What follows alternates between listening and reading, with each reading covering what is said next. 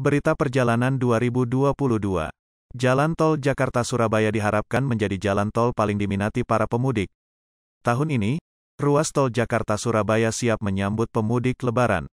Selain itu, tahun ini pemerintah secara resmi mengizinkan masyarakat untuk mudik. Total jarak Jakarta-Surabaya melalui jalan tol sekitar 760 km, sehingga diperkirakan kedua kota tersebut dapat ditempuh hanya dalam waktu 9-10 jam. Bagi yang ingin mudik Lebaran jalur Jakarta-Surabaya bisa menggunakan jalan tol dengan tarif Rp721.000 sekali jalan. Rute yang dilalui dari Jakarta menuju Surabaya yakni ruas Jakarta Cikampek sepanjang 83 km, kemudian ruas Cikopo Palimanan 116,75 km, ruas Palimanan Kanci 26,3 km, ruas Kanci Pejagan 35 km, ruas Pejagan Pemalang 57,5 km, dan ruas Pemalang Batang 39,2 km.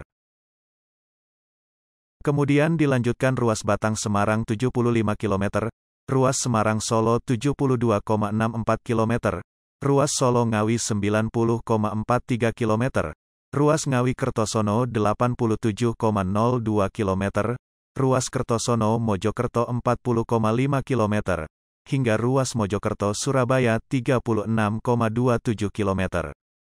Para pemudik yang ingin menuju Surabaya dari Jakarta perlu menyiapkan saldo e-tol atau uang elektronik Rp721.000. Berikut rincian biaya tarif tol terbaru Jakarta-Surabaya tahun 2022. Ruas Jakarta Cikampek, Rp20.000. Ruas Cikopo Palimanan, Rp119.000. Ruas Palimanan Kanci, Rp12.500. Ruas Kanci Pejagan, Rp29.500. Ruas Pejagan Pemalang, Rp60.000. Ruas Pemalang Batang, Rp45.000. Ruas Batang Semarang, Rp86.000. Ruas Semarang Solo, Rp66.500. Ruas Solo Ngawi, Rp104.500. Ruas Ngawi Kertosono, Rp91.000.